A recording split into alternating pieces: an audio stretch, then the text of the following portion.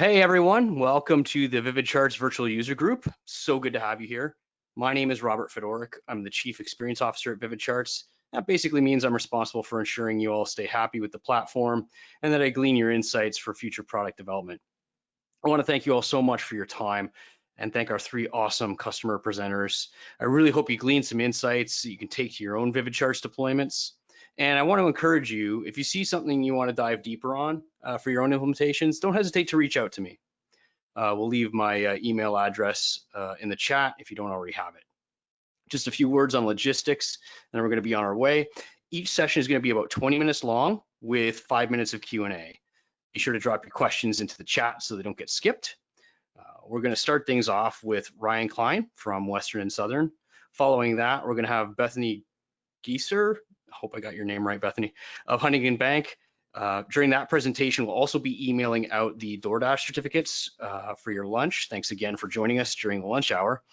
After Bethany presents, we'll have my fellow Canadian, Ed Paroschy of Meridian Credit Union. And after our customer presentations, our CEO, Mitch Stutler, is going to talk about what's new and what's coming with VividCharts. And we'll wrap up with a final Q&A and closing remarks. So with that, I would like to welcome Ryan Klein from Western Southern.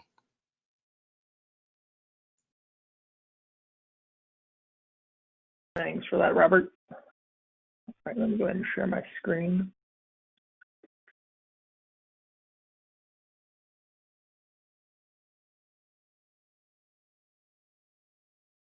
All right, are you guys able to see my screen? Yes, we are, Ryan. All right.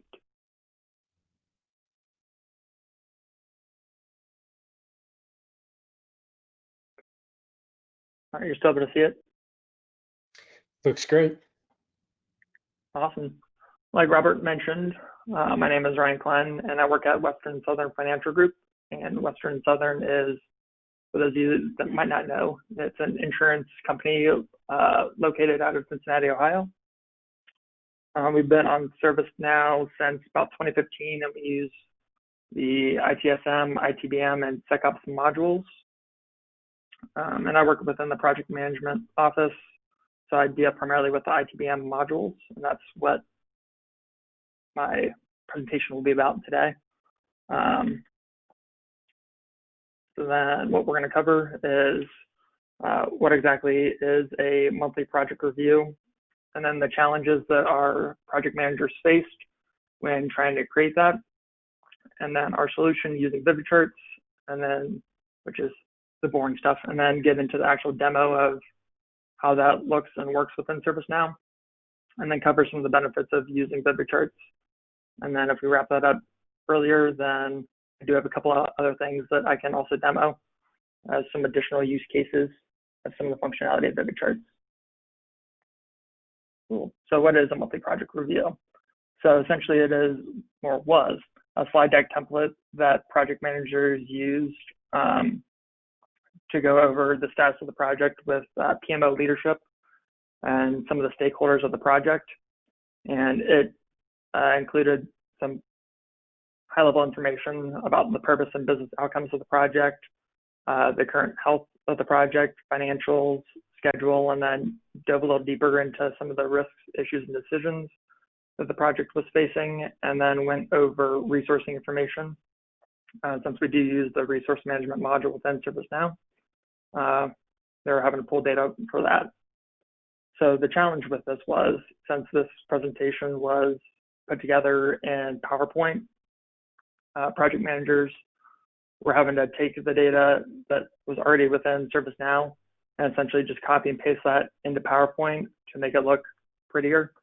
And so project managers were spending about 2 hours a month putting together this slide deck. And the reason why it took 2 hours was, say like 2 days before we would prepare this slide deck, and then leading up to their time slot for presenting this to PMO leadership and some stakeholders, they might have to make some changes. So they were constantly having to redo a lot of the information that was contained within that slide deck. So that's where VividCharts came in. So VividCharts allowed us to automate the creation of the monthly project review slide deck utilizing the narrative functionality.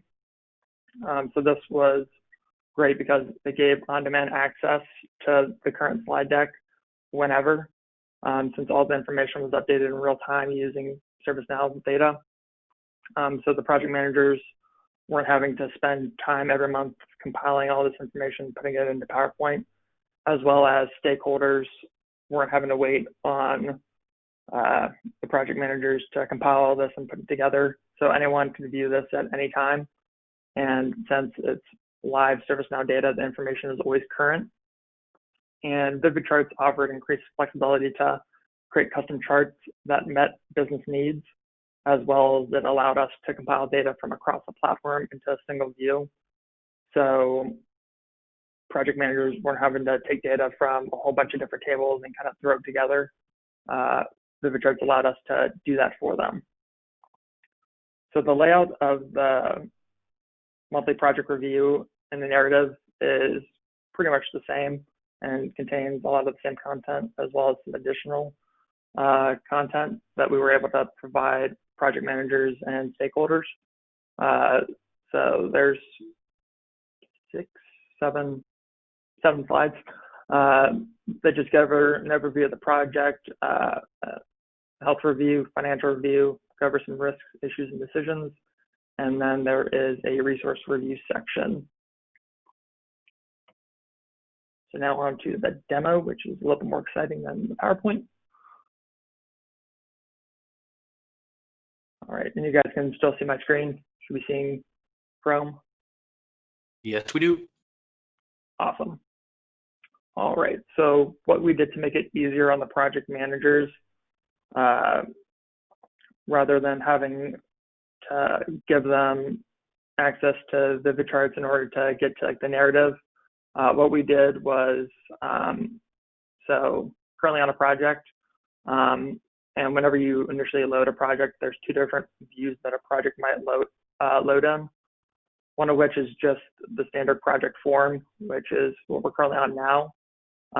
But then there is also a project manager like view that gives you access to these 6 tabs across the top. So what we did was, and also whenever you switch between the standard just project form view and switch into the project manager view, which gives you all these tabs, it saves that project sysid as like your preference. So we used that preference that gets set to filter all of the charts down to the specific project. And then what we did was we embedded the narrative on the analytics tab, which is essentially just a dashboard. And we just used an iframe to house the narrative.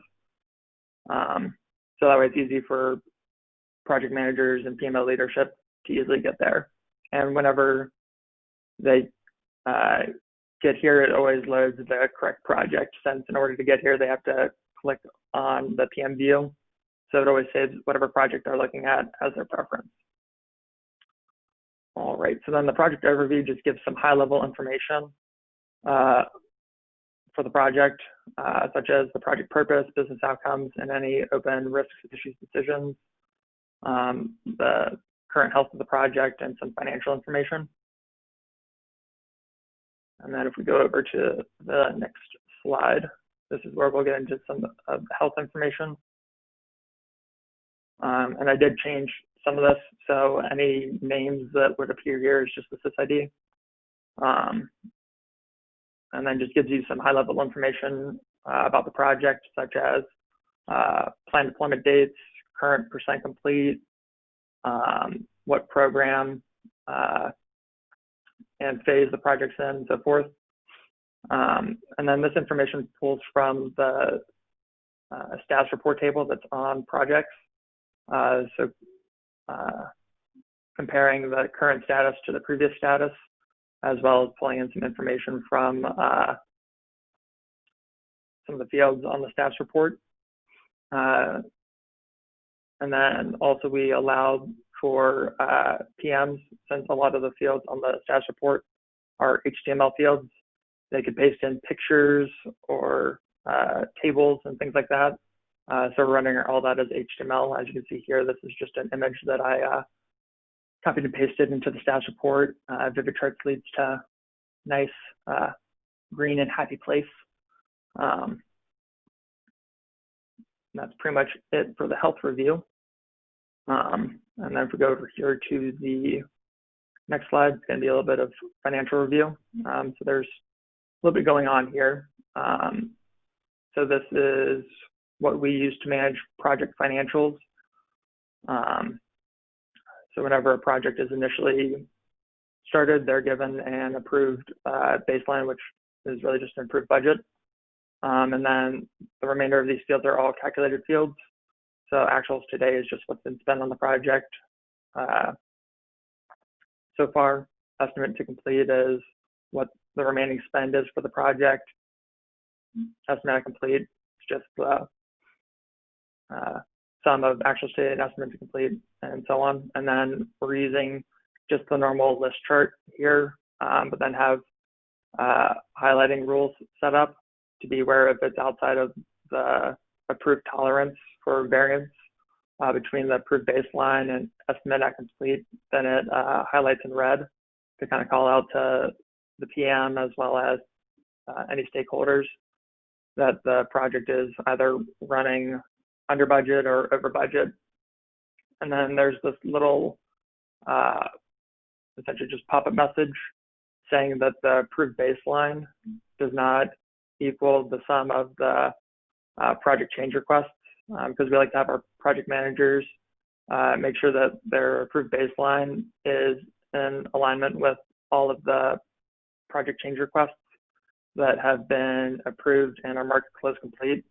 So if we scroll down here, we can see that we do have project change requests for almost the right amount as the approved baseline. They can see up here that the approved baseline has 40 cents on the end, whereas this one is missing the 40 cents.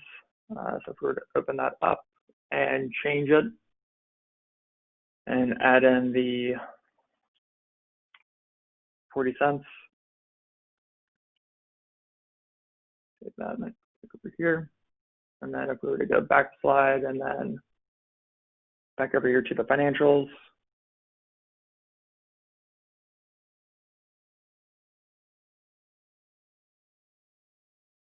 still there. Save. It did. Cool. A little bit of an issue there, but when both of these out, because they actually just don't match, that would be why. All right, moving on. So when they do match, this would no longer show. And then just getting into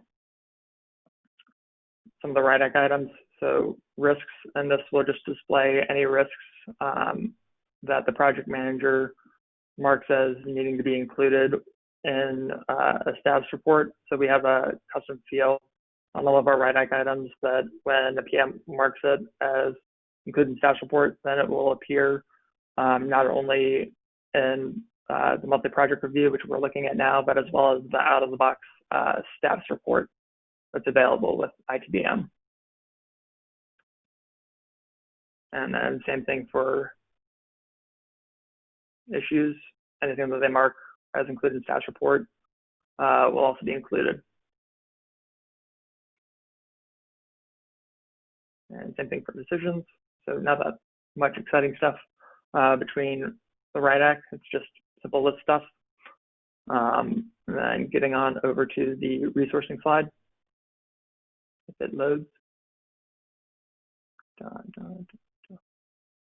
If not, I'll have to go over here because I've been having issues since we recently just cloned down with the slide loading. All right. Let me just go over here to the Creator Hub and directly look at it.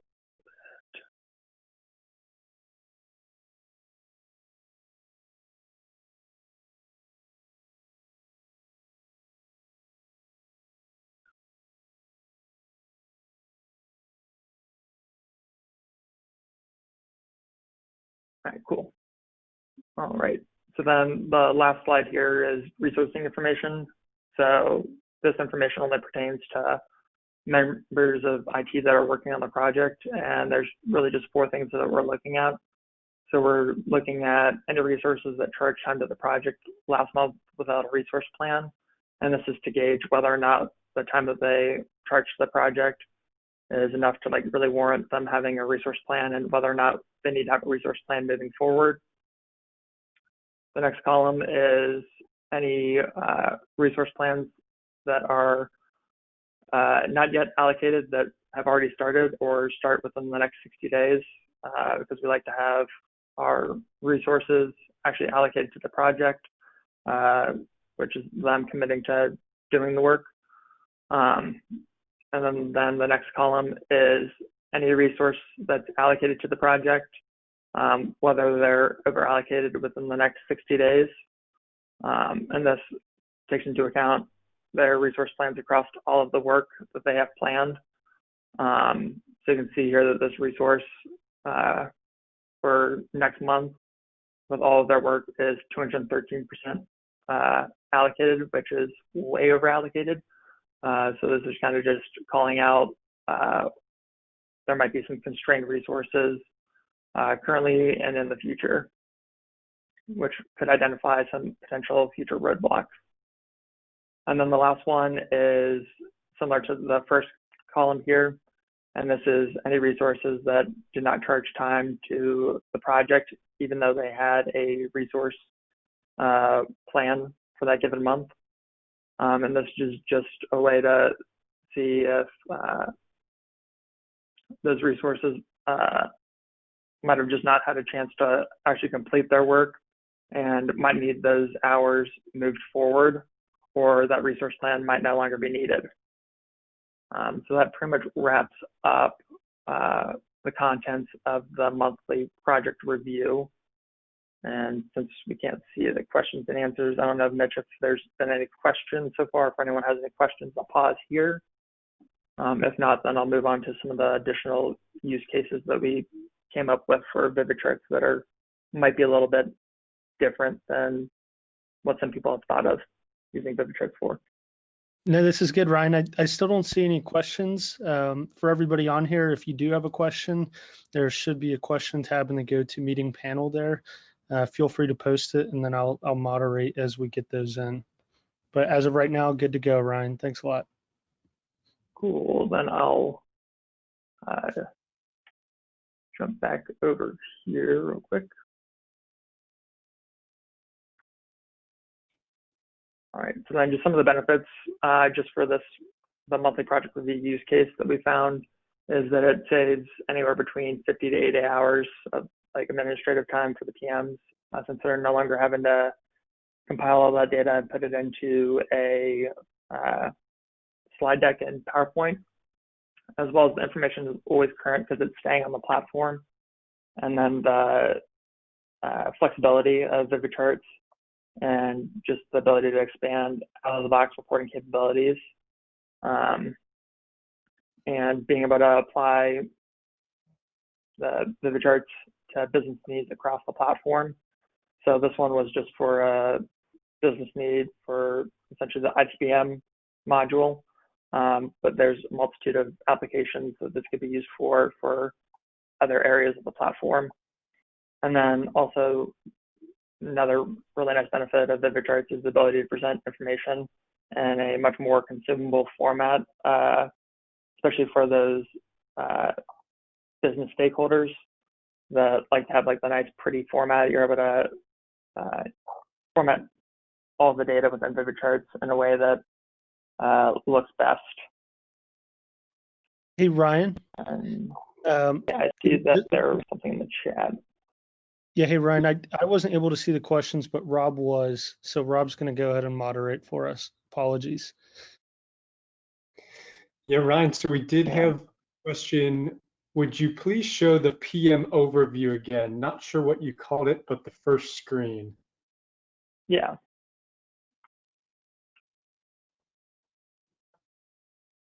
There we go.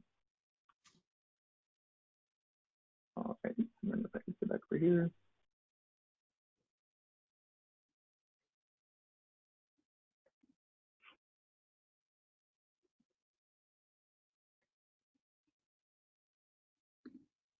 So the first slide is just a project overview, just to give some high-level information and to align the stakeholders with the current state of the project, if that makes sense.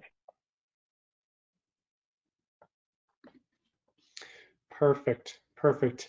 So we had another one. Hi, I see value percentage on the last slide. May I know if it's possible to create calculated column? I'm thinking that's either referring to the list chart or some of the other table charts that you've shown. Is it referring to this one? Because I know that there's a lot of calculations on here.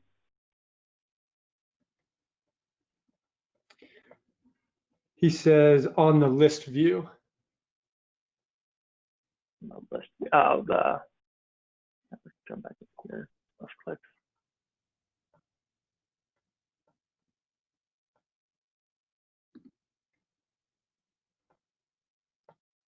Is it in reference to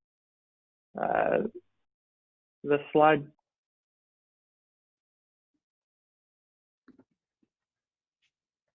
Yes, this is the one, he says. Yep. Yeah, so this is just how we have this one table formatted directly within ServiceNow. So this isn't like a calculated, well, it is a calculated field, but not within VividCharts, just within the table itself. But then using the list chart, you're able to do like filter, like coloring conditions to add color to a single field, whether it's equal to a number or value, and so on.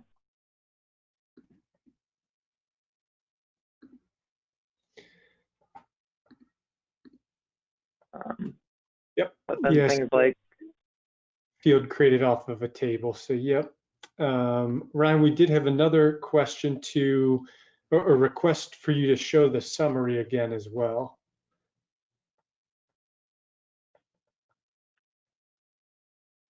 So the first slide.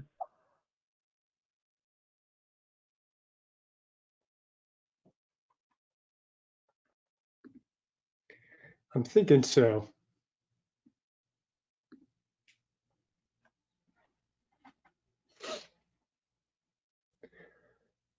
Awesome. And that's most of the questions we're seeing about this, Ryan. If you had additional content you wanted to share, I'll keep an eye and jump in with more questions as we see them. Cool. Well, go ahead and actually just open the creator head real quick. So I'm not sure if, so that really wraps it up. And then I have two other use cases that kind of just have worked on that might be outside the scope of what people might think of when using VividCharts, but going along with embedded scores. So typically when you have an embedded score,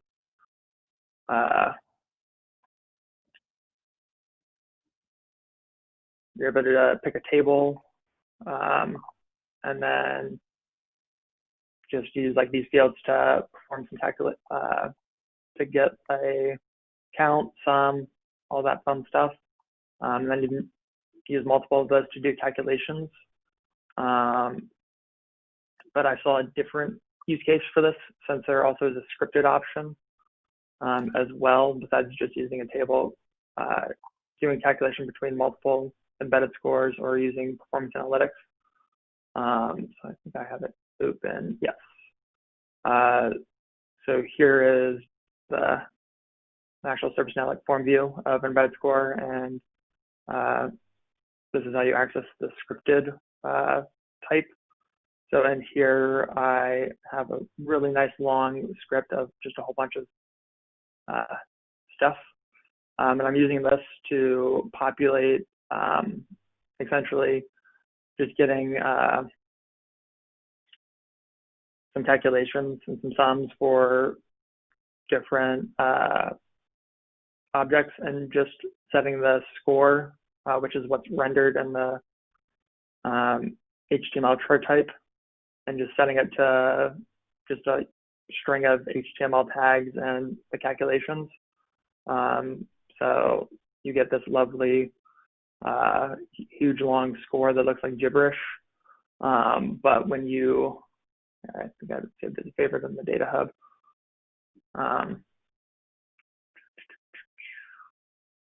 So then when it's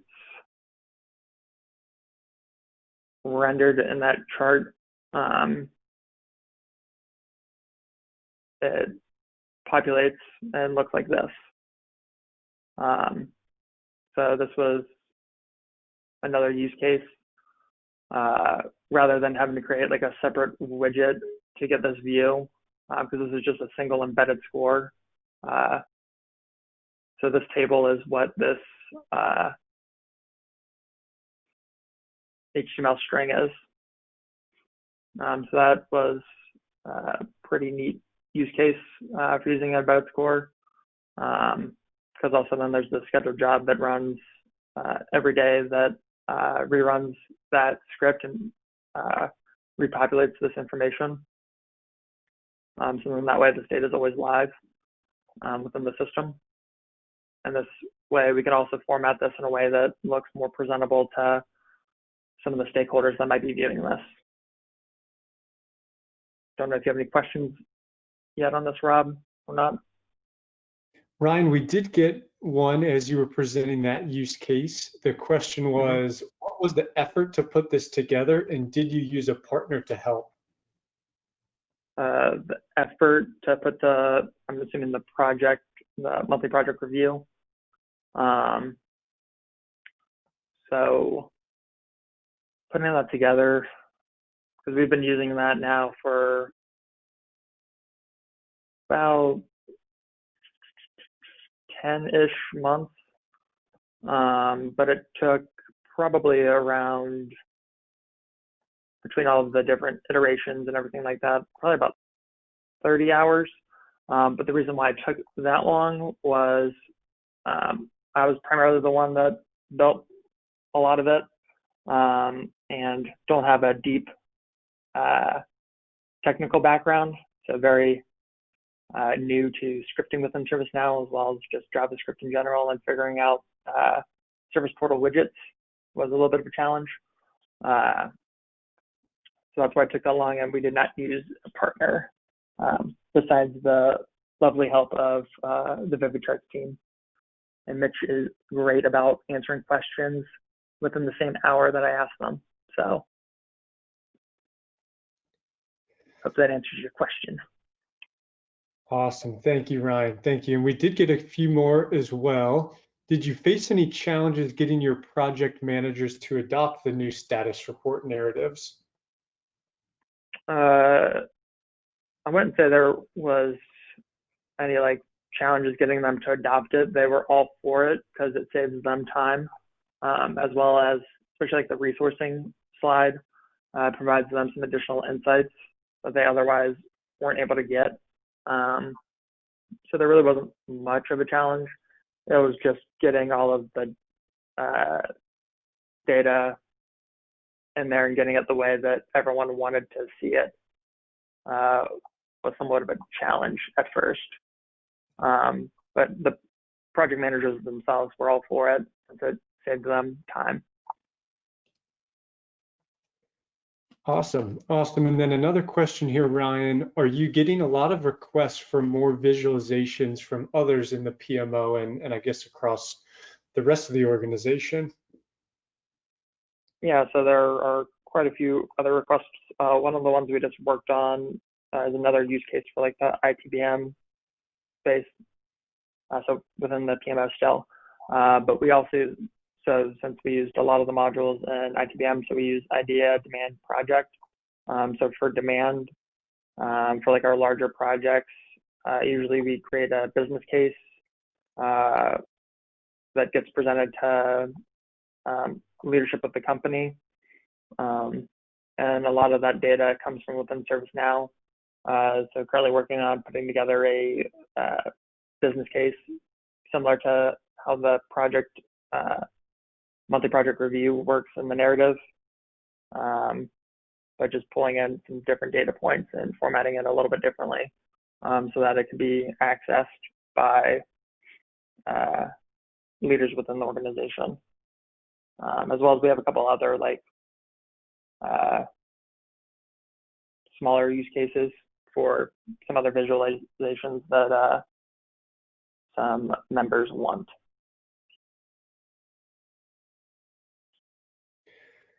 That's great. Thanks, Ryan. And I'll just keep an eye on the chat and the Q&A here. If you have, I think you had that pivot table to show, so I think you can go and do that. We're not seeing any more action in the Q&A, but I'll keep an eye on it for the last 4 minutes here for you, Ryan. Cool. So then another pain point with out-of-the-box ServiceNow reporting is ServiceNow's pivot table and the lack of really usability of it, because you have to set it, and then once you set it, you can't make any modifications on the fly, which sucks. There is an open source JavaScript library dedicated to pivot tables. And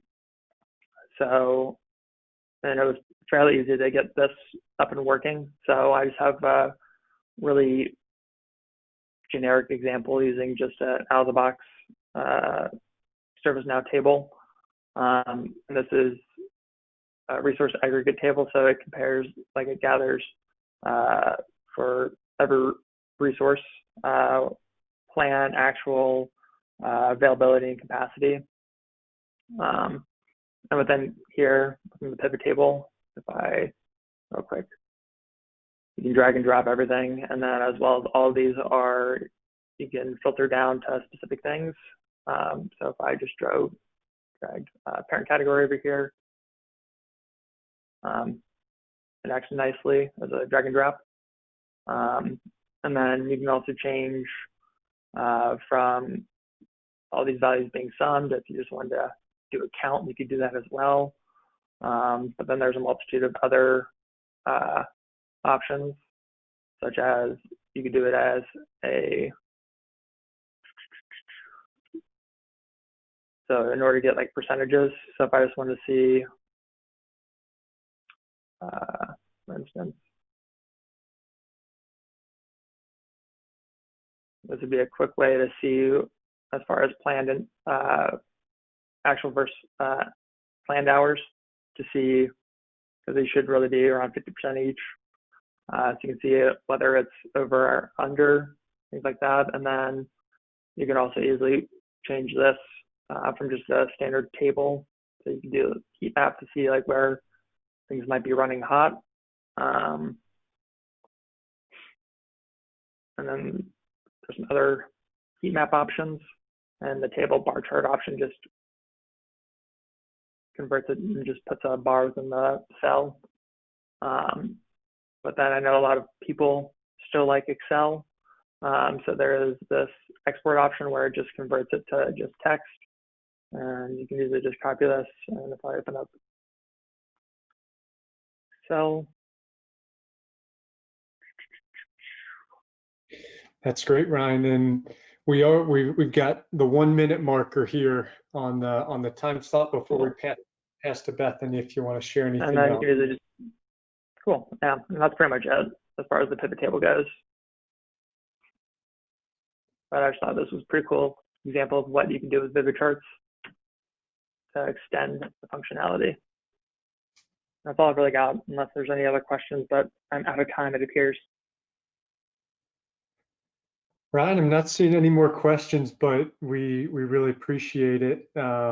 Bethany Geiser is going to be our next presenter here, so I'm going to go ahead and pass the rights to her. And Bethany, the floor will be yours.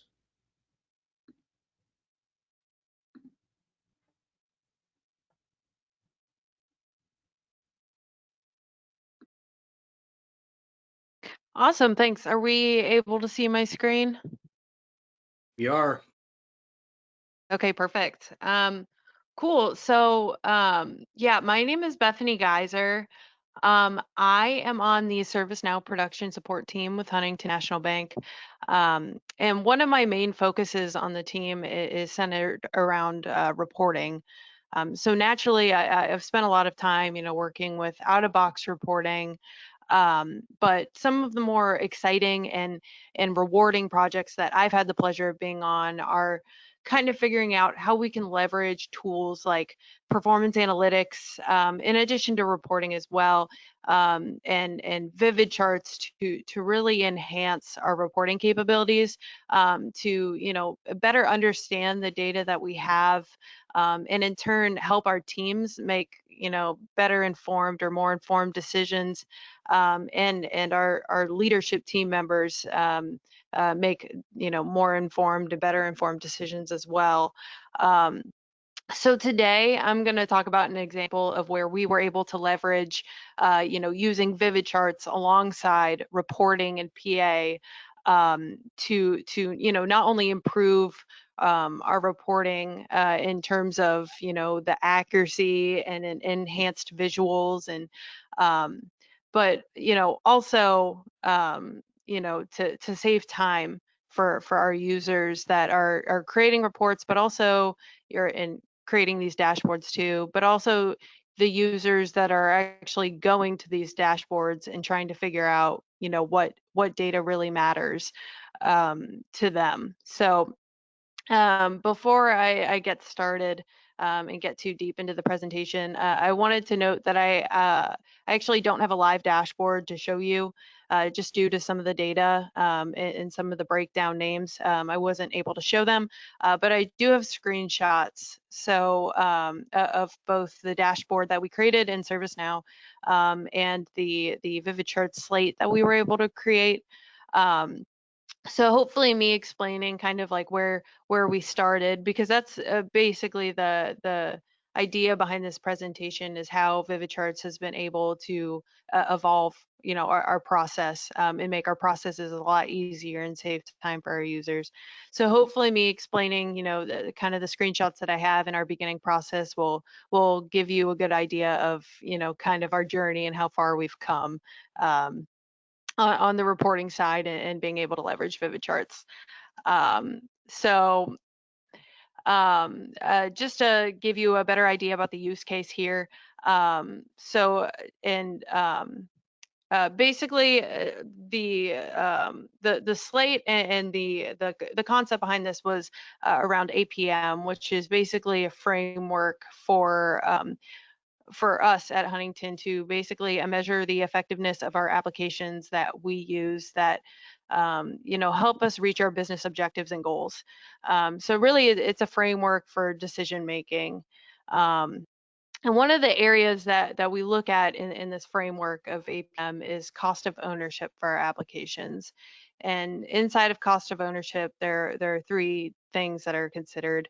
So operating costs and investment, and then the third is tech health. And as you've probably could conclude, based on the name of the presentation, tech health was kind of the framework of where of our focus for the VividChart slate and dashboards that we created. So when considering the tech health for the applications, there are a lot of areas where the data is pulled from, but really some key ones to point out are incidents, problems, vulnerabilities, dev health. And a lot of the data is in ServiceNow. Some of it's not in ServiceNow, but it's a lot of data that needs to be collected and analyzed to derive scores for determining, the tech health of our applications. What I wish I could really show here was the Excel spreadsheet that was given to us on the reporting side, because not only was it the framework that we used to basically start digging and figuring out what needed to be presented and what the KPIs were and things like that. But I think it was also pretty good representation of what some of our pain points were. But hopefully, I couldn't show that here because of the data, but hopefully kind of explaining the old process will help you visualize, what that Excel spreadsheet might have looked like. It maybe help you think of users in your organizations that are doing something similar, and think of a better way similar to what we did to kind of get around needing to export a bunch of reports and things like that. So the goal was basically to take all of the data that I described before, so like incidents, problems, vulnerabilities, all these various scores, and group these scores by application and application owner. And there were various other breakdowns that were needed between, the application business criticality. There were other stakeholders that cared about the applications that were under them, like our RTMs, responsible technology managers, our service delivery managers. So there was a lot of data to collect, but also a lot of different ways we needed to break down that data. So basically the process was to create a bunch of reports to collect the data that we needed, then export the reports and bring them into a master Excel spreadsheet that, again, I wish I could show here, but then in that Excel spreadsheet, do the manipulations, do the calculations, do the color coding, all of that stuff to kind of highlight the important data and calculate rates and things like that. And then from there, when all is said and done, those scores would basically be moved to a score sheet, which was then copied and pasted into a PowerPoint slide, and from there presented and sent out to the parties that needed the data.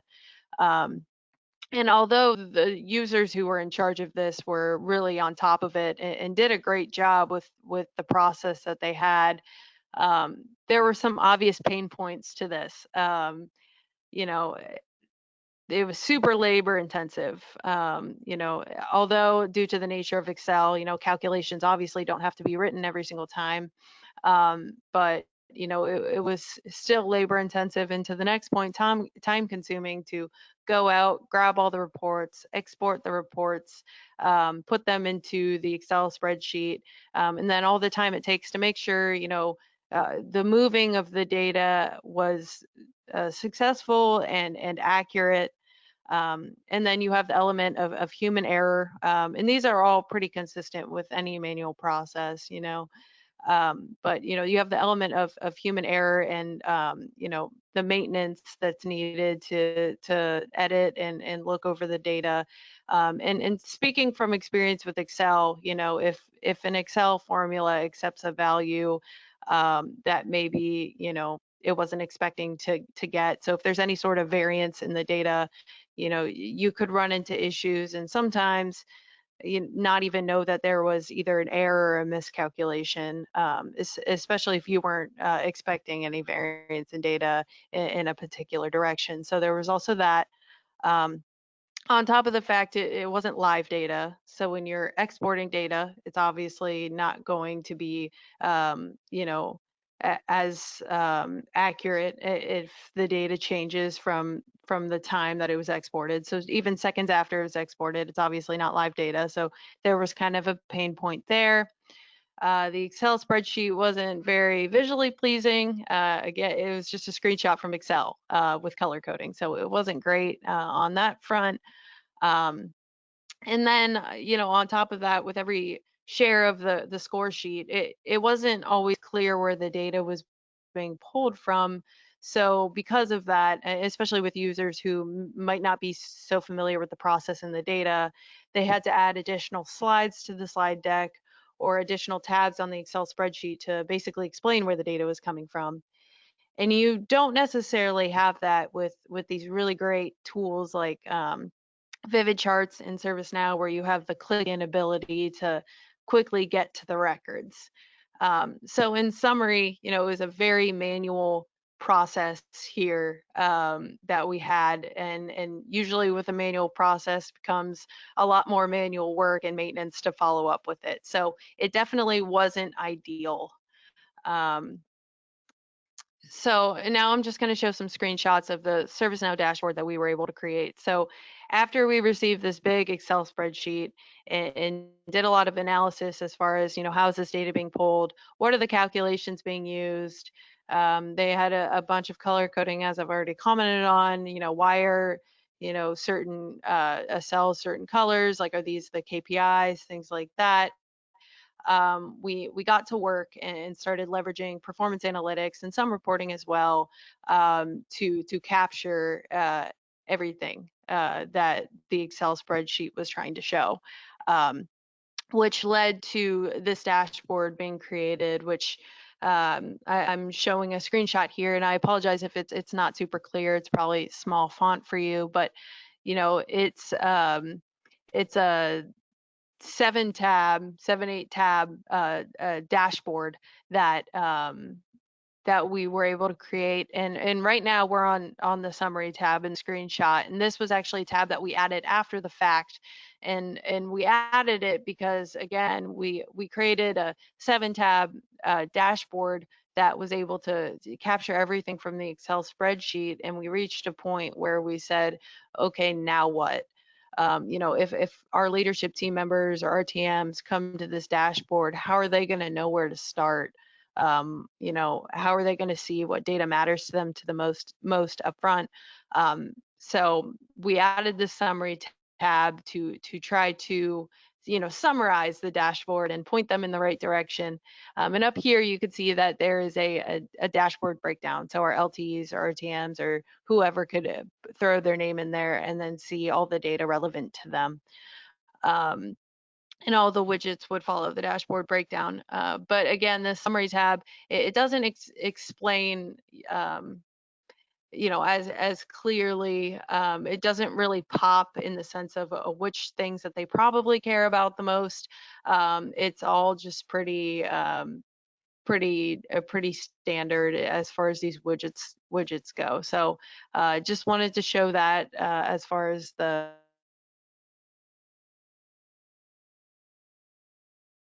summary tab we were able to create. It's like my screen was frozen there for a second. The next tab is the resiliency details. This is another tab on the dashboard.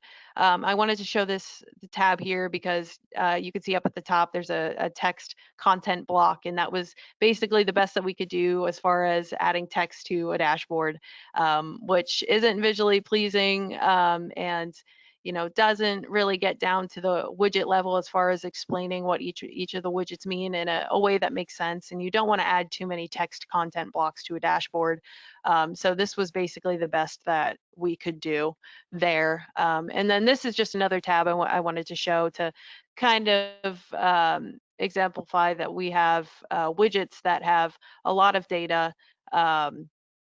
And because of that, some of our widgets were pretty slow loading, which also didn't make this dashboard as user-friendly as we would have hoped. Although it does have some nice design elements as far as the color coding for like the code quality scores, but there were definitely some pain points. So some of the drawbacks that I can speak to here. Well, first, the good news, we were able to capture everything that we were hoping to capture, but the bad news is, we did have some areas that our users, weren't super ecstatic about. So we had so many tabs. It's kind of overwhelming to all take in at once. Although it's of course better than the Excel spreadsheet, it almost felt in a way an extension of the Excel spreadsheet wherein there was just a lot of data to take in and a lot of tabs, literally. On top of that, there was really no flexibility with design. It wasn't super visually pleasing. It was really hard to place complementary widgets next to each other. And the reason that was important, not only for looking at a dashboard and being able to understand what two things go together, but also for the sake of they needed to still put together this PowerPoint slide deck, and if the widgets weren't next to each other or looked good next to each other, then they would have to do double the screenshots to get them all on a PowerPoint slide. So it wasn't really ideal in that respect either.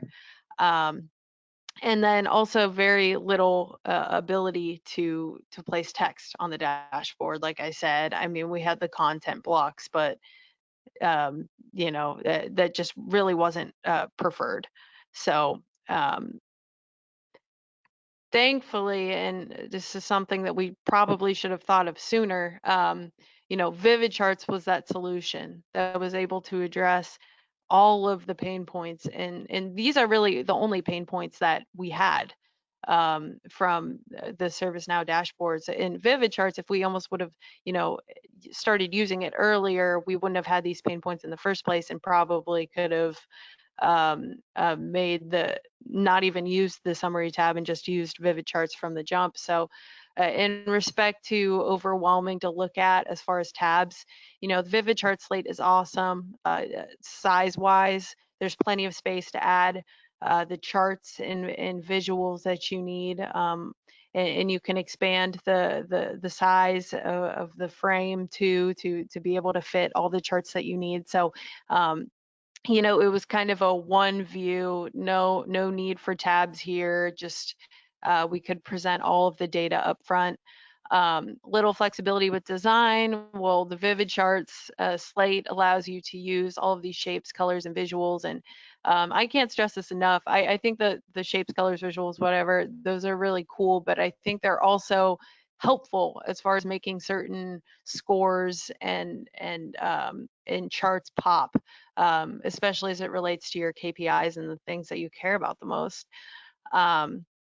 So as far as hard to place complementary widgets next to each other, you know, with the VividCharts slate, it's truly a drag and drop. You can drag and drop anywhere, and you could place these charts and text even close to each other to the point where, you know, it makes sense, and it's easily readable that way as well.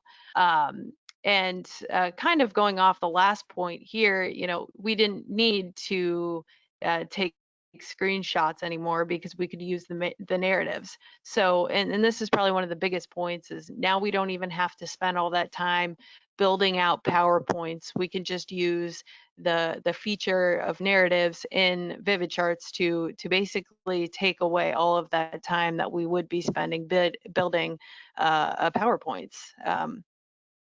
And then, you know, very little ability to place text on the dashboard with the ServiceNow dashboards. Well, with VividCharts, obviously, they directly address that by giving you the ability to place text anywhere on the dashboard. So really great features. So now I can go ahead and show what we were able to create. And this is just kind of a starting point for our tech health dashboard. And we definitely have a roadmap to continue growing it out. So this is what we were able to create. This is a high level view of our tech health. And basically the green rectangles here are to cover up names and stuff, but you know, we wanted to show the applications across all LTs, so that's what this is showing here. But in the future, we hope to build out our next tech health dashboard to make it more breakdown specific, so we can add a breakdown to filter of the charts based upon whatever LT or RTM is put into the breakdown, so they can see all of the data that's relevant to them right away. And the way we utilized the shapes here on this VividChart slate is basically to separate, you know, the different tabs that we had on that initial dashboard. So like here, you could see system availability is kind of represented in this white rectangle. This circle right here is another area, another tab of that dashboard. We have code quality down below, which I can scroll to. But we're able to put all of our charts and visuals on here, some PA, some reporting. If you were to scroll down, obviously I just hit the next slide, you would see, you know, the middle part of the dashboard, where in the middle we have our code quality scores, which really pop with the green circle in the middle. On either side would be another representation of the data, to kind of the key data from the other tabs that we have on the dashboard. And then down at the bottom, we've got, you know, two other kind of summary visuals of the tabs on the dashboard. And just noting, you know, we love the ability that we can add these basically lists and scores, as well as, you know, just basic scores with, you know, kind of a process or a progress bar down below, because sometimes the score doesn't, you know, tell the full story. So really happy with so far with what we've been able to build out at a high level of our tech health so far, and we're really excited to get rolling with you know, adding breakdowns and being able to make it very, you know, LT, RTM, SDM specific. So finally, to conclude, I definitely just wanted to emphasize, you know, the real value with VividCharts that we got on our end is the time saving, and it's going to have a direct impact on you know, our processes, and you know, being able to leverage PA and VividCharts together in reporting as well, you know, has really saved time in two main areas. Not only the preparation side, so the users that had to go in and collect all the data, and put it into, you know, the Excel spreadsheets and stuff, they no longer have to do that. So it's saving a lot of their time that they could focus on other important areas, but also it saves time on the, you know, data comprehension side as well. Our end users won't have to struggle to try to figure out, you know, what information do they care about the most. You know, they can get right to the point very easily. You know, either whether it's specific to the click in, drill in ability, or just being able to easily look at a slate and see, okay, these are the things that I care about the most. We're saving time on that end too, because no one wants to go to a dashboard and struggle to try to figure out what matters to them. So these bars are basically a representation. Unfortunately, I don't have hard numbers for you, but a representation of the time it took. So with, you know, without PA and VividCharts and reporting as well, well, some reporting, I guess, you know, there was a lot more time involved on both sides of data comprehension and prep. You see those, the time that it would take decrease a little bit without, you know, PA, but then once we, you know, include VividCharts with this, with our other reporting and analytics tools, you can see that, you know, at best we'll have to spend time, or at worst, I guess, updating our narratives if we even need to do that. But you know, it's pretty much all automated now. This process that was very heavily manual is now almost completely automated, and you know, the savings extend far more than just time savings. So these tools together are something that we're really excited about and can't wait to continue moving forward with. So that's all that I really plan to show here today. Were there any questions, Mitch or Rob? Hey, Bethany. Yeah, I think we'll start to see a few more come in. I did get one that I think you kind of addressed, but how much time are you spending on the PowerPoints? It sounds like we're not sure on that number, but if you want to comment on that, you can, and I'll throw another question at you. Yeah, definitely not sure of like the actual time that it took, but it definitely took some time. Especially, it almost took more time using the ServiceNow dashboard that we had created, because they wanted to capture the widgets and the visuals that we had. So now that they would have to spend more time taking screenshots of several charts, as opposed to, you know, just the one scorecard that they had created in the Excel spreadsheet. So they were, again, they were excited about like the automated, you know, data collection that we're able to do, and the charts that we were able to create. But with that, almost added more time as far as, you know, wanting to capture that and put it into a PowerPoint slide deck. So you know, VividCharts was really the game changer for us there, because now we just won't have to do that. So hopefully that answered your question. Sorry, I don't have like any hard numbers for you. That would have been great to collect beforehand because I'm actually curious as well.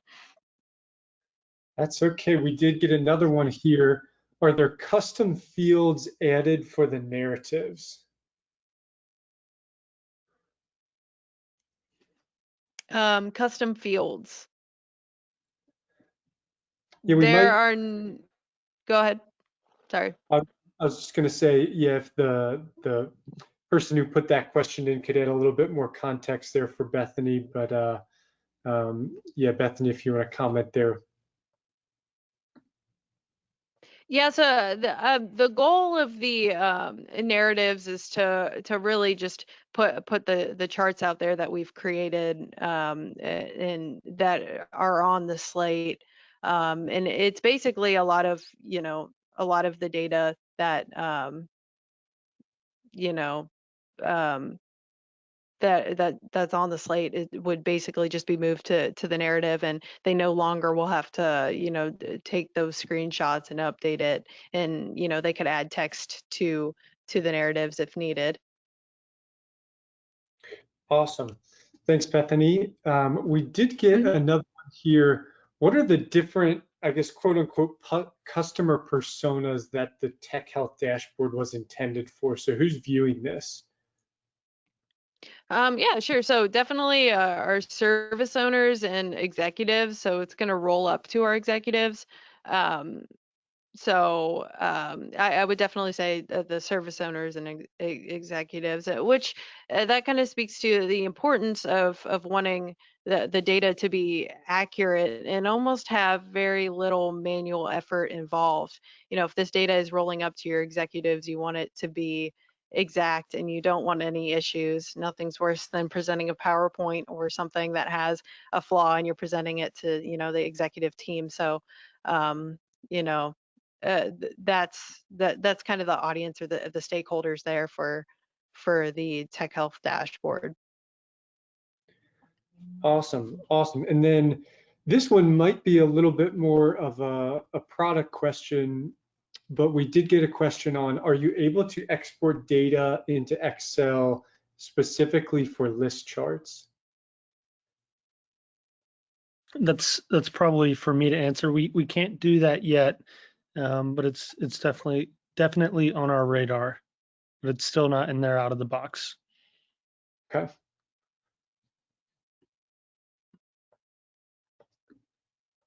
Okay, I'm watching the Q&A. We've got a couple more minutes here.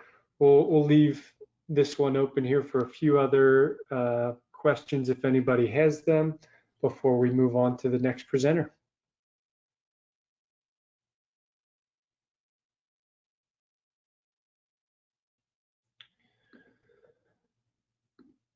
Okay, and I'm not seeing any more come in. So Bethany, thank you so much. We really appreciate it. Feel free to drop questions in if they do come up as the other presenters are sharing.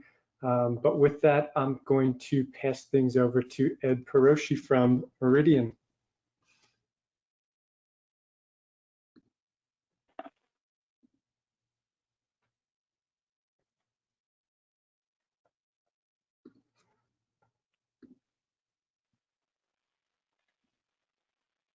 Okay, thank you, Rob. Let me just get my screens in order here.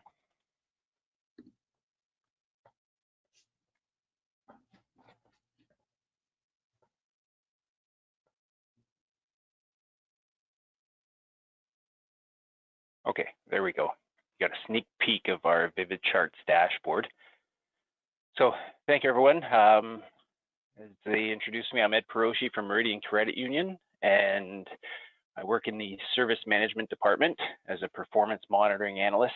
So my focus is on the ITOM stream in ServiceNow. I have discovery, CMDB, event management, and they give me problem management along with soon to be major incident management module. So this will be our journey to the automated infrastructure reporting. And I sense the theme throughout the other presentations, exporting to spreadsheets. There's a lot of spreadsheet pulling data out of ServiceNow happening. So First, we're going to talk a little bit about CMDB. So why are we talking about CMDB? Well, because it's important as it forms the foundation of all things configuration item related. It's essentially a data warehouse for all of your configuration items, and it needs to be trusted. When data isn't trusted, the move is to default to an external source, spreadsheets. This was our CMDB in 2017. It was a mess. There were massive amounts of duplicate configuration items, orphan CI records not linked to assets, and create dates of records that didn't align with the purchase or warranty date of the system.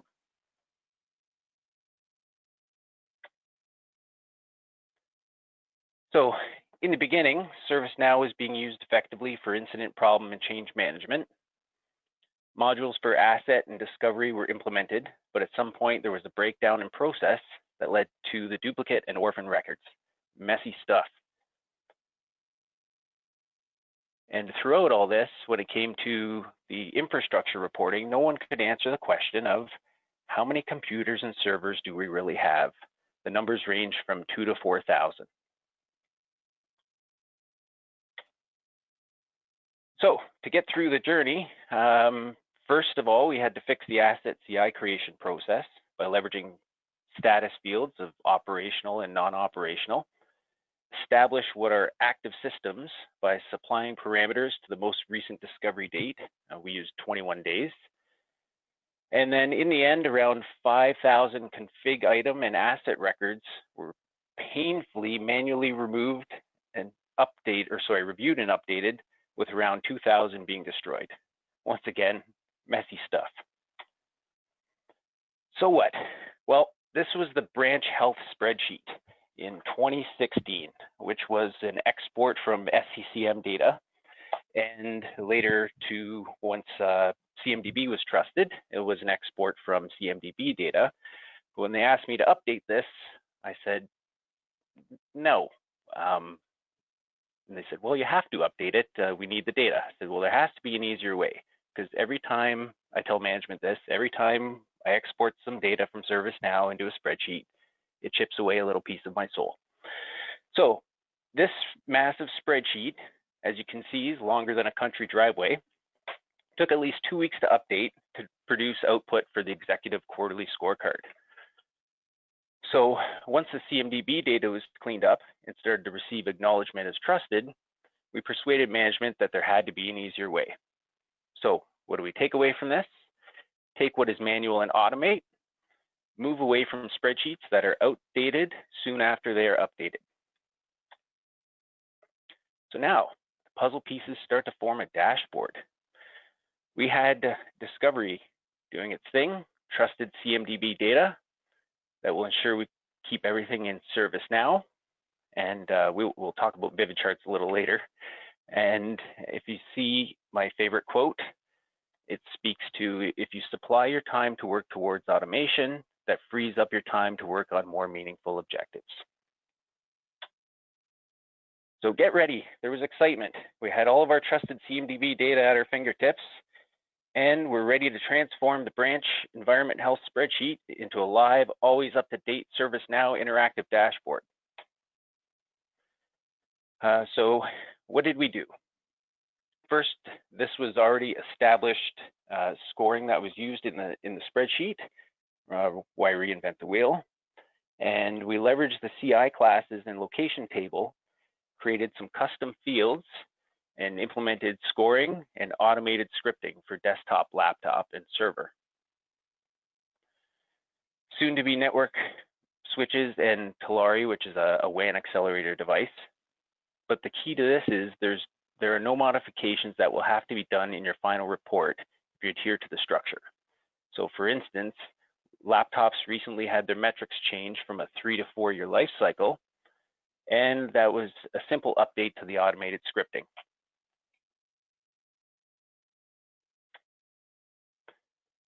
So if you Google ServiceNow reporting limitations, you'll find numerous results of things you can't do. We encountered display issues if we used more than 15 objects in a bar chart and there was a limit of 50 total objects within that bar chart, which at 50, it was completely illegible. As you can see, we had 4 separate reports that could not be grouped. So at this point, it felt like, why bother? This is terrible. We'll still have to export to a spreadsheet. So at this point, we're losing hope a little bit. And then enter VividCharts. No more 2 weeks of manually updating a spreadsheet. Report is produced with a click of a button, and it did everything we wanted from a graphical display interface. Demo time.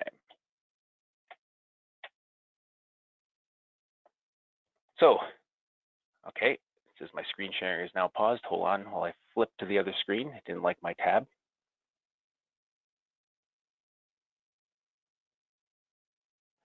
There we go. Okay, so this is the output of all of our work with VividCharts and custom scripting. So we had a development partner that helped us along with the custom scripting.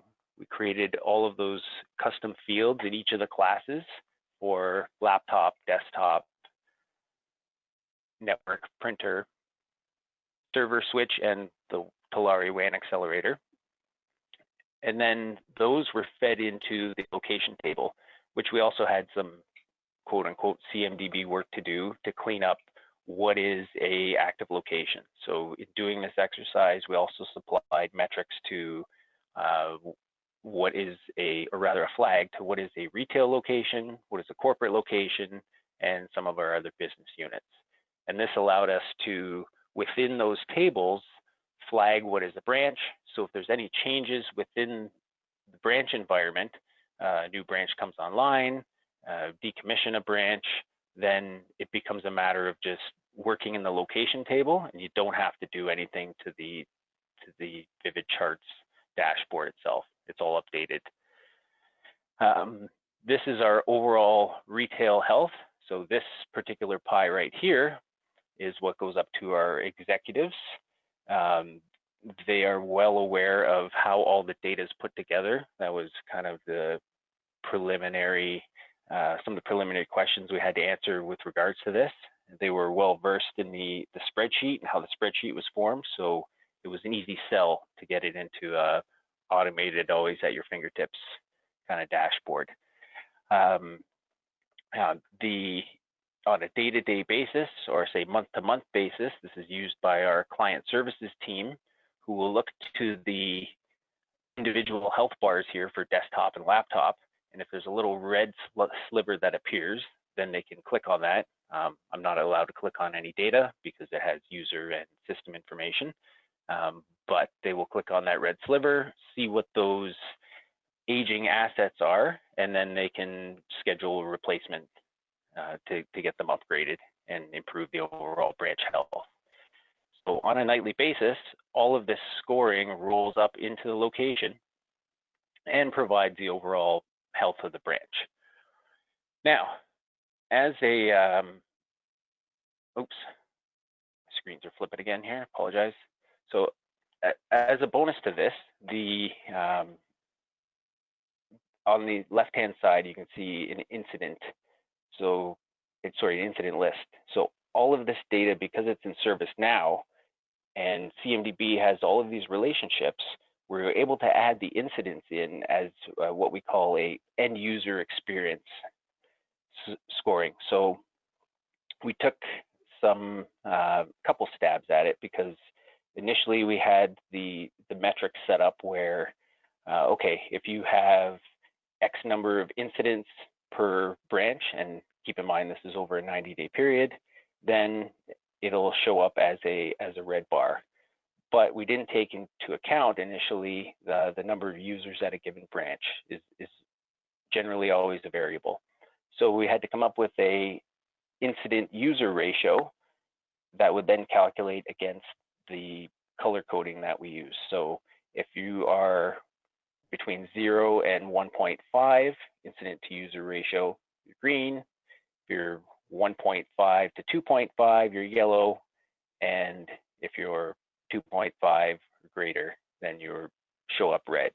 And that'll drive investigation from the service desk at an operational level, who can then use this as a proactive tool to reach out to find out what is going on at that branch, right? Is there an individual piece of equipment that's giving them a problem?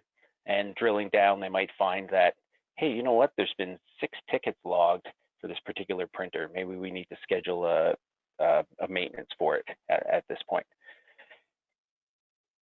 And then also, there's opportunity to look into what branches with a low incident to user ratio are doing. Maybe they have someone technical or more technical on site that is kind of solving the problems for them, and what can we learn from them from a service management perspective. So there's lots of great outputs from this. On the left-hand side here, once again, we've expanded incident health, and these are our top 5 business services over the 3-month period. And then that can be used for drill down. As you can see, technology services is a big bucket. So there's opportunities there that we're working on to break down that business service. So you're probably thinking, okay, this is great from a live dashboard perspective. What about historicals and showing improvement? Because from an executive level, they always want to see, okay, here we are, but how did we get there?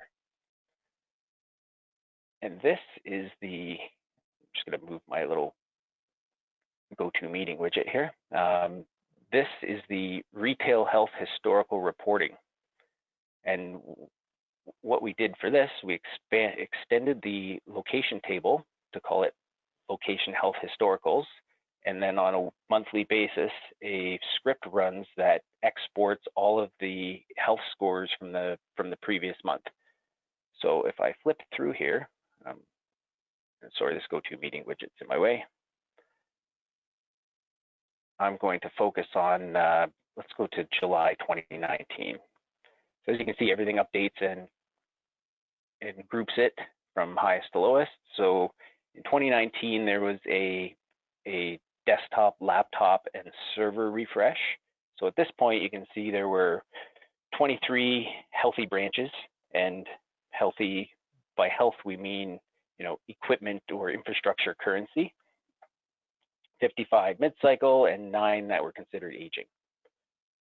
So as the months went by and they doled out new equipment, we can see the scores are starting to improve.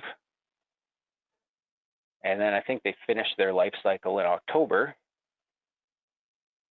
and we've arrived at a mostly healthy with a number of mid-cycles. So we need to keep in mind there are some limitations. Some locations might have a network connection or internet service provider limitation where that's as much bandwidth that they are going to get, and that branch might never get past a certain health score. So that's known and pushed up the ladder. Also note that some branches may have a lot of their equipment coming due at the same time, so that branch will skyrocket then from a low score probably up to the top once their server, laptops, desktop, and other equipment are replaced. So what else did we do with it? Well, this is great from a 90-day perspective, but what about our front lines? So our service desk, which we're working towards turning into more of an operations hub, needs to have a narrower view. So we took the existing metrics that were and charts that were in this report, and it was a very simple copy the widget in the back end, modify the contents of the script, which were from 90 days to 7 days. I'm not a script guy, but even I could do it. And that gave us, then we created additional dashboards, and that gave us this 1 week view. So we're still sorting out, what do the colors need to be? At what point did they feel pain? And the service desk needs to follow up with them. But this is a week-long view of how the branch, the incidents that a branch is called in for that week. And also we have a longer view of, here's all the business services that are being logged against for the week. So from a problem and parent incident perspective, you can use this to potentially log a problem to say, hey, this one application seems to be having a lot of tickets. Let's drill down and see what's driving that.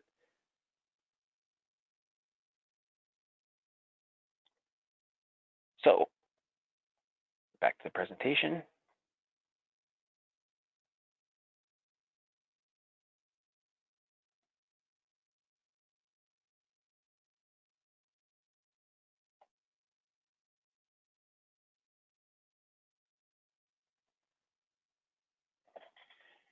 And you still see my screen there. It's not flipping over. Sorry, guys.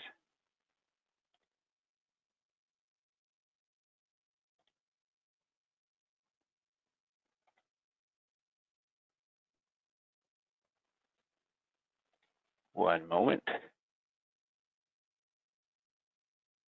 There we go.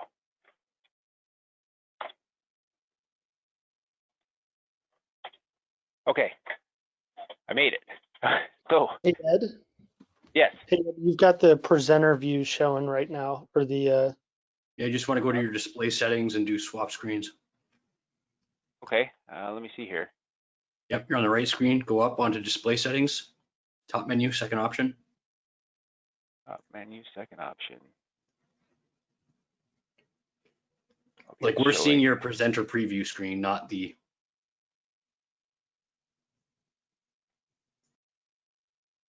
Okay, how about now? No, this is something you got to do from PowerPoint, brother.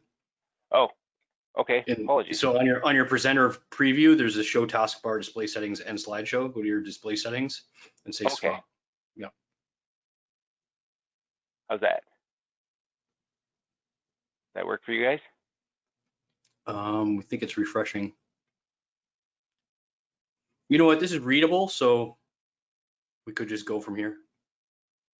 Okay. Okay, so before 2 weeks per quarter, 8 weeks per year to quantify it. It was outdated as soon as it's updated, and you can probably see my notes. So why am I updating this spreadsheet? It's like pushing a car uphill. And really you have to think, what are your business drivers? Develop with an end goal in mind. So after we had VividCharts, it was real time, click of a button, live metrics calculated nightly. We use the CI create date and warranty date, so everything is all CMDB based, and no exporting to a spreadsheet. Everything's done in ServiceNow. And where from here? As you can see on my notes. So developed dashboards can remain as designed while all the data is crunching is completed behind the scenes. This means while VividCharts folks provide great support, once you've achieved your desired end state, you won't need to call them for development assistance. Like I said, all updates are completed at the CMDB CI level while validating to ensure data is accurate. And at the end of the day, it is fed seamlessly into the VividCharts dashboard. So back to the quote, civilization advances by extending the number of important operations which we can perform without thinking of them. Which means the more you automate, the more time is freed up for meaningful work. So I'll leave you with this. What will you do with your extra time? And apologies for the technical glitches. Are there any questions? It's all good, Ed. I'll keep an eye on the Q&A feed here. We did get a first one in, and it must be from another organization that has retail branches or branch locations. They asked, have you thought about publishing dashboards out to branches to show them incident data or some of this information? Okay, so not this specific dashboard, but there has been talk about leveraging Service Portal to show a high-level application health, not an infrastructure health. We believe infrastructure health is something that we can manage. From an incident perspective, that might be something good that we can give the branch. Maybe it's something the branch manager looks at on a weekly basis to say, hey, we've logged 5 tickets for this printer, and then that would put the onus of getting that corrected on the branch. But once again, we'd like to believe from a service management perspective, we can take that data and complete that ourselves.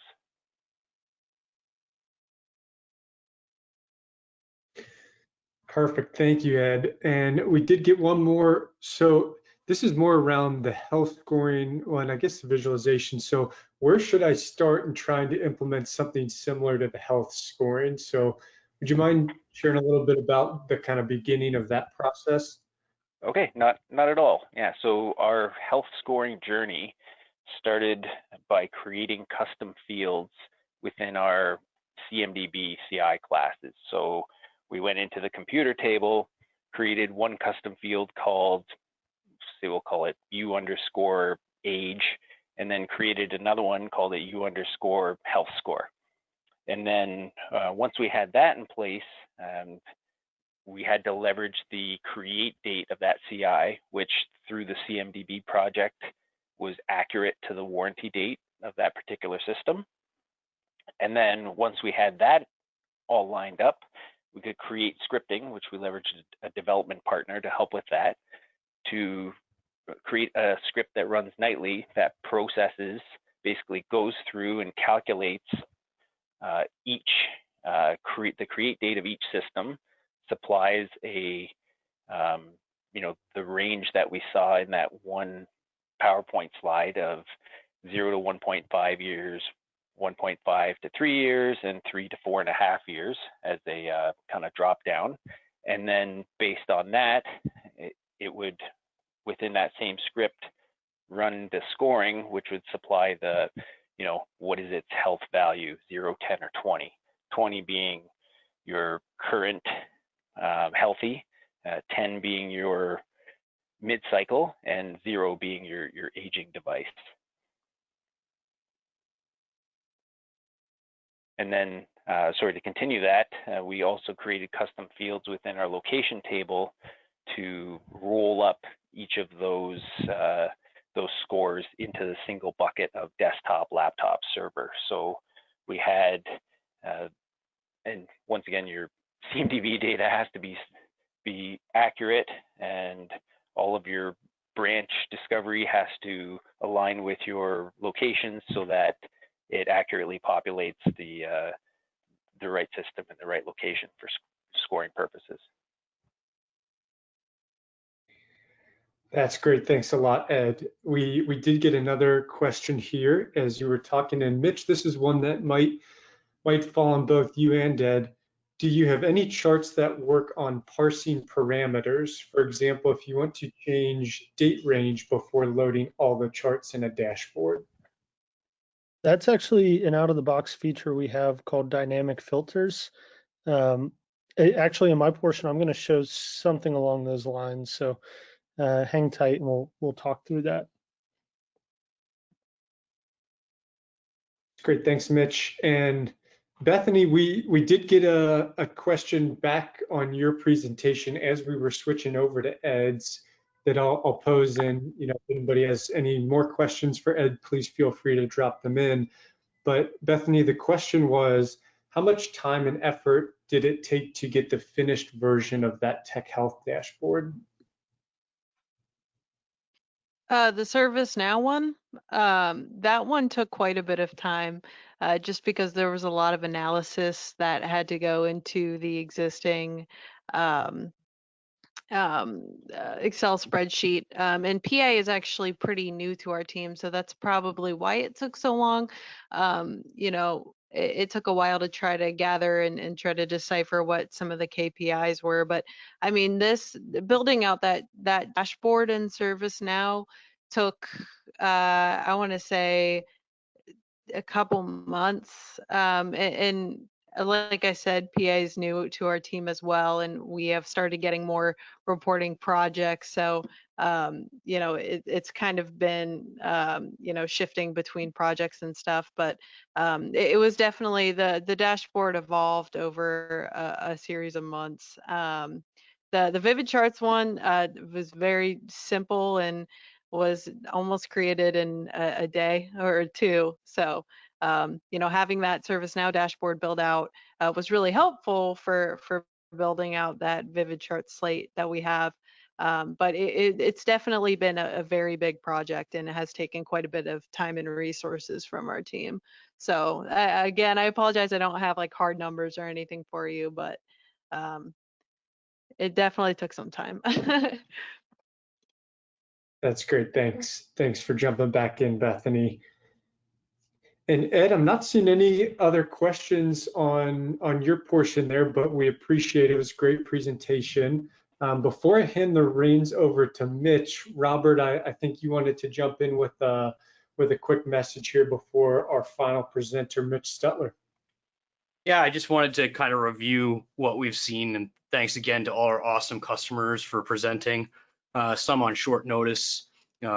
We saw Ryan with the use case for embedding a project status report within the project interface, and some stunning new custom chart types with his HTML table embedded scores and his use of open source libraries to get just a beautiful, awesome pivot table experience, and he did that via VividCharts.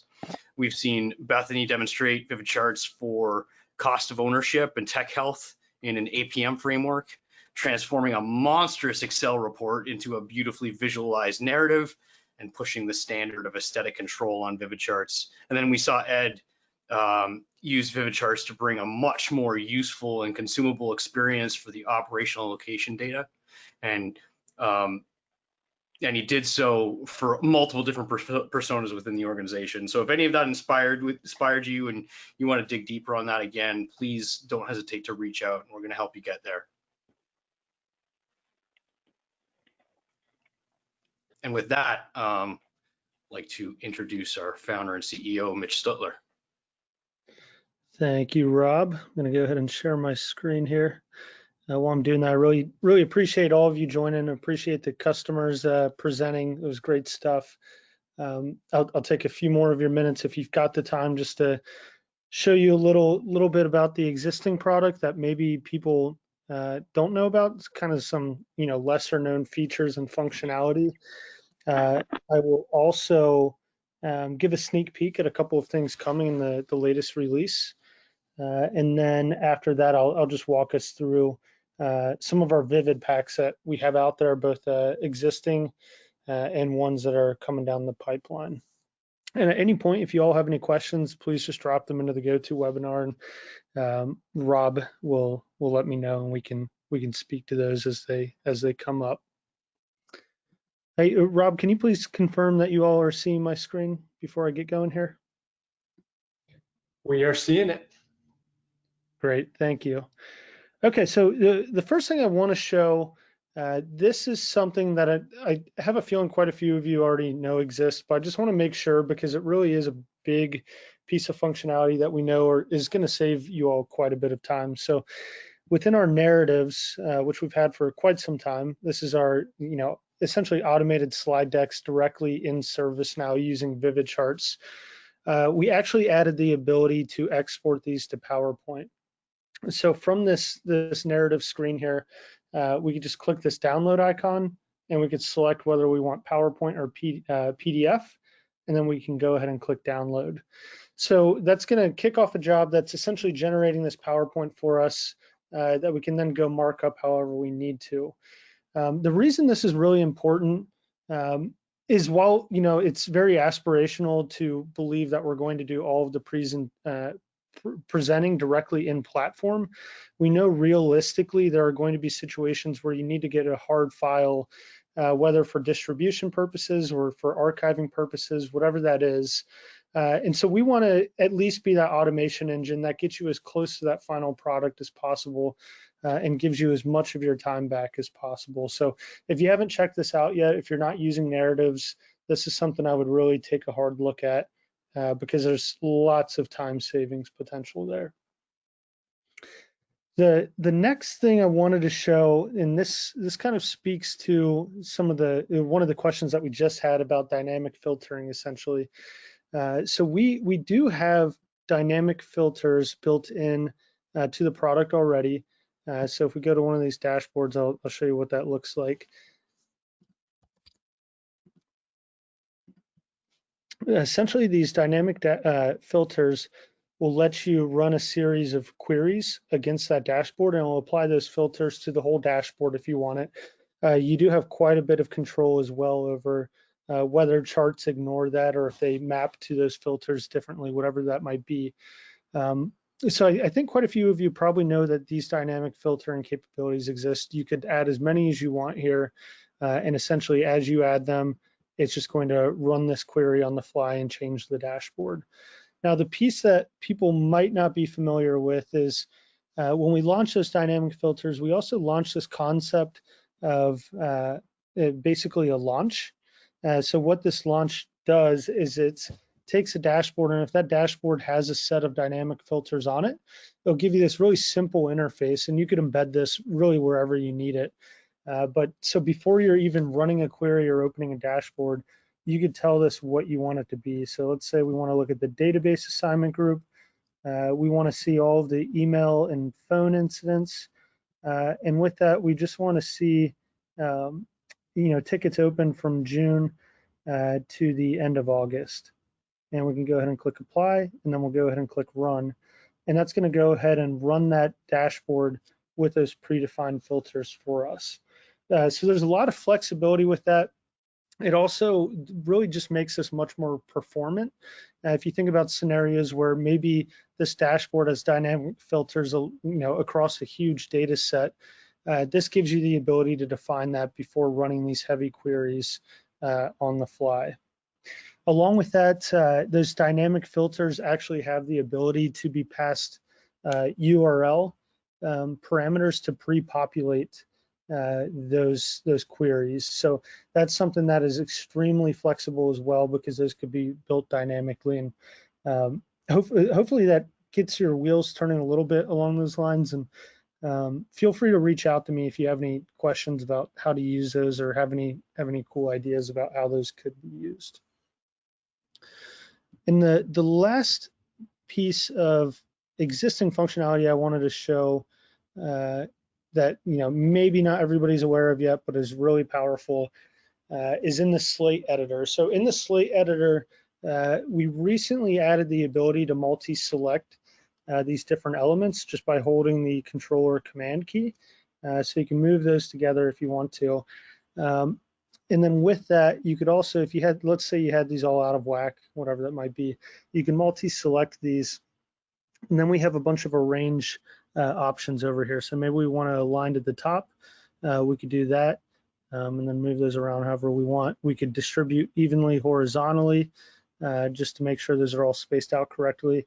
And to be frank, this is one that was prioritized for my own sanity, because anytime I was doing anything as far as slate editing for internal use, I found myself spending way too much time trying to get these things pixel perfect and aligned correctly. And this has saved me personally a ton of time ever since the team got this in place. So if you didn't know those exist, hopefully you do now and start taking advantage of them. Now, a little bit of forward looking for the current release and what we've been working on. I won't get into everything we've been doing. There's still some stuff that's getting polished and wrapped up that's going to be really cool. But a couple of things that we can show today are tagging and snapshots. So for tagging, what that really is, and I think everybody on here is probably familiar with tagging functionality in general, but the genesis of this is we had quite a few customers telling us, okay, we're starting to use VividCharts quite a bit throughout our organization. And with that, we're starting to get a huge list of dashboards that's becoming a little unwieldy. So in the last release, we added the ability to filter on just my dashboards and then also give you some sorting capabilities as well to get the things quicker. But what we did to take it a step further was created this tagging functionality where you could actually add tags to the different dashboards. So you can almost create like a folder type setup where you can get to those dashboards pretty quickly that are related in some sense. And if you wanted to add a tag to one of those, you would just go to that dashboard, and then down here we've got the tags. We just select the available tag and click add, and it would show up there and then be filtered upon on the latest dashboard back here. So that's something I think is going to save people quite a bit of time once we get that out in the next release here, just as far as finding what they need to be working on. Now, the other piece I wanted to show was snapshotting. So snapshotting is something that really we got just from hearing customers telling us that oftentimes the reason they're exporting these dashboards or taking screenshots or whatever that might be is for the ability to actually archive them over time. So we essentially built in that archiving functionality directly into the VividCharts app, where down here we've got this list of snapshots for a given dashboard, and we can actually open up the snapshot manager for those. And what that's going to let us do is we can manually create a snapshot if we want. And what that's going to do is it's going to essentially, whatever that dashboard looks like today and whatever that data looks like today, it's going to go ahead and save a version of that snapshot for us. Sorry, I had to refresh. I had this open for quite some time. So when we create that snapshot, it's basically going to save a version of that file, of that dashboard or of that narrative for the current state, so that you can go back and look at it on a future date if needed. Along with that, you could change the titles of these. So maybe we would say this is August, and then we could actually look at that going forward. Along with that, you could actually set the snapshot frequency. So we can say, let's go ahead and automatically create a snapshot for this every Friday. And that's going to just generate one of these, and they'll be sitting in this snapshot manager for you to come look at whenever you need them. And so I think that's something that's going to save people some manual effort where they're currently going and exporting those dashboards or narratives to archive them manually. Like I said, there's quite a few other things, some of them pretty big, that will be coming in this latest release, but these were a couple that were close enough to being wrapped up that I felt comfortable showing everybody today. And now to wrap things up, I just want to make you aware of some of these add-on VividPacks that we've been creating that are built on top of the VividCharts platform. You've probably seen us communicate them on social media. Also, we'll do email blasts with them as well. And we're always looking for new ideas too. So if you ever have an idea of something that could be built that you think would be applicable to a lot of people, let us know and we can take a look at building that together. But right now what we have, the first one we have is this, it's called the CMDB Class Explorer. And this is actually a free VividPack that we put out there for our current and future customers. The advantage you'll have is we're going to make this something that is very customizable for you. So we'll try to make this visual accessible for you so you could use it for other use cases, or even if you want to configure how this works in general, you'll be able to do so. Whereas the people who just download it for free will be very much so what you see is what you get. But with this one, this essentially gives us a visual representation of our CMDB. So you can see that class hierarchy, because it's, CMDB is one of those things that's very much so data driven and really hard to conceptualize. So this is something that will help you understand where all of these CIs are and let you drill into them. And then also just create these filter conditions on the fly as well. So if you want to see all of the servers, for example, we could just click view items, and that's going to pull open a list of those servers for us to do whatever we need with those. The next one I wanted to show is a service performance VividPack, which is almost like a system status type setup, where if we pull one of these open, it will show your list of business services or service offerings, and it will show the current status, whether they're operational, if there's an outage, whatever that might be, and it'll actually let you filter these as well to toggle these on and off. But along with that, if you click into one of these services, you'll actually get a detailed view of that service's performance over time, along with current status as well. And with that, you'd be able to export that to a print quality PDF if you need to get that to groups of users outside of the system, maybe vendors or something like that. So lots of flexibility with this one. And we also set it up knowing that people probably have different configurations for how they're tracking these services. So it's very flexible in that sense as well. And the last one I want to show is actually the first one we put together, and this is specific to ITBM. It's really around project status. So if we go to a list of our project statuses, let me re-sign into this instance. Not our project statuses, but if we go to actually just our list of projects, we can go into one of these projects and we could actually see a UI action here that will let us look at this project status report. So let's go ahead and click status report, which is going to open up a new tab with our VividPack that has these project statuses. Of course, I picked the one that doesn't have any statuses, but essentially this gives you a really flexible and configurable way to view these different statuses for the projects. And if any of you are in the ITBM space and have been trying to do project status reporting, you've probably run into the same things a lot of our customers have, which is really just needing the extra configuration flexibility for that project status reporting and customize the ability to customize it as well to be more branded or fit to your organization or your group of users and get those to the groups of users who need them as well. So again, those are the ones we have. Those 3 VividPacks are out there today. We're actually in the process of co-developing a GRC VividPack with Cask, who is one of our partners. And like I said, if you have any suggestions for VividPacks down the road, please don't hesitate to reach out and let us know. And with that, that's really what I want to take you all through today. And I want to leave some time open here to answer any questions anybody might have.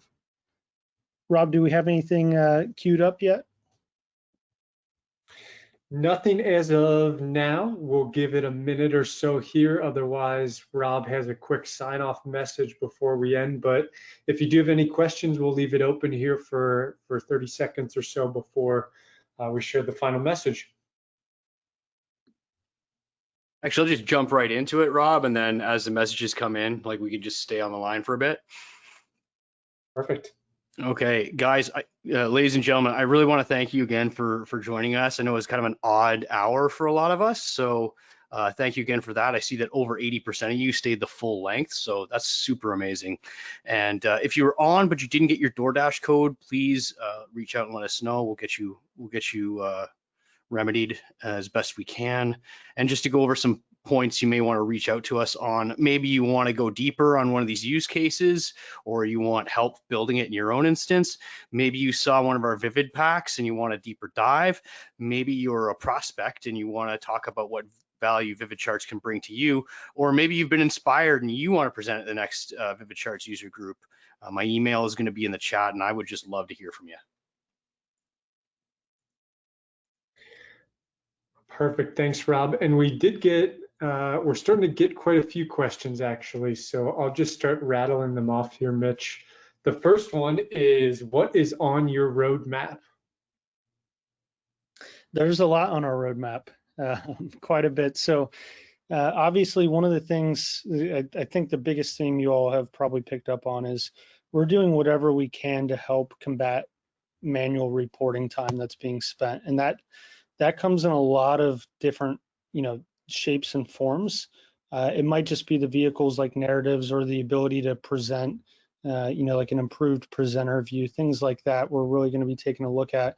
But it also might be things like how you're actually getting that data to display. So, questions we get asked a lot are, how can we create calculated rows or columns or things like that? And so really anything that's going to help save us manual time, by us, I mean our customers, is something that is going to be on our roadmap.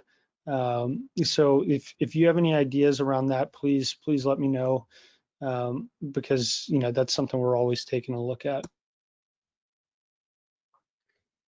Awesome, thanks, Mitch. So next question, we are using visual task boards in ServiceNow. Will VividCharts be able to be used within that as well?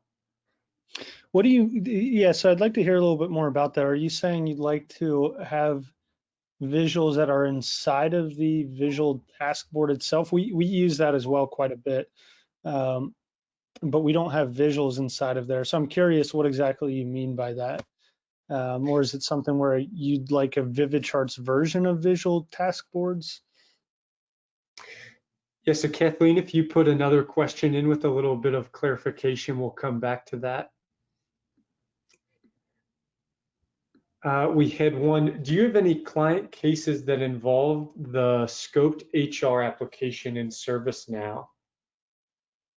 We do not yet. HR is one of the areas though that we see as a growing territory for reporting quite a bit, especially with all these new stakeholders coming in. There's technically nothing keeping us from reporting on that. So if you've got a use case you want to talk through, we'd love to hear about it.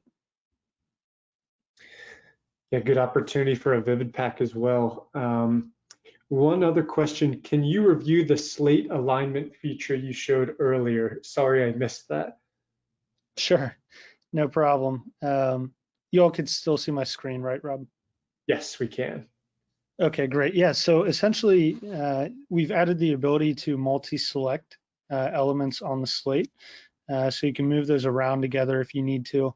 Along with that, if they are, let's say, just all over the place, you can multi-select them and do things like align to top. You could also do things like distribute evenly horizontally just to space them out. Really just, things very similar to what you can do in a PowerPoint slide editor. We wanted to give that flexibility to do those types of things directly in VividCharts. Along with that, we actually have the ability to change the layering order. So let's say we wanted to put this one back. You could actually do it through keyboard shortcut, but you could also just use this arrange element and you can push things to back or to front or whatever that might be.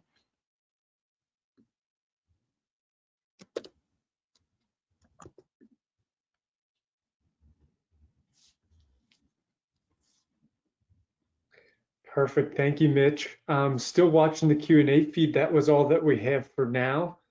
We'll give it a few more seconds here. If anybody has any further questions, drop them in and we'll address them here. We're happy to schedule time with you at a later date as well.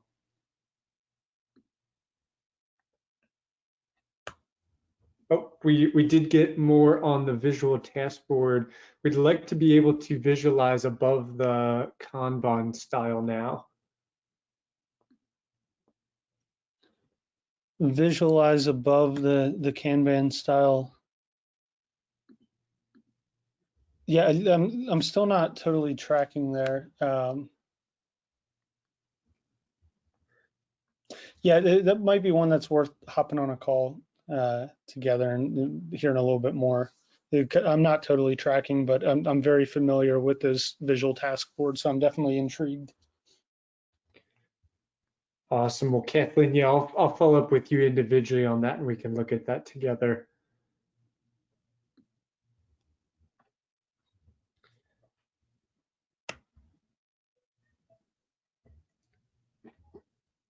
All right, and I'm not seeing any other questions rolling in, but again, we are super gracious for everyone who attended today.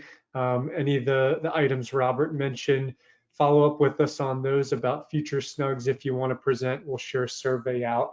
But overall, we just super appreciate all of your time and attention today. Thanks again, everybody. I'm going to go ahead and end the webinar. Talk to you all soon.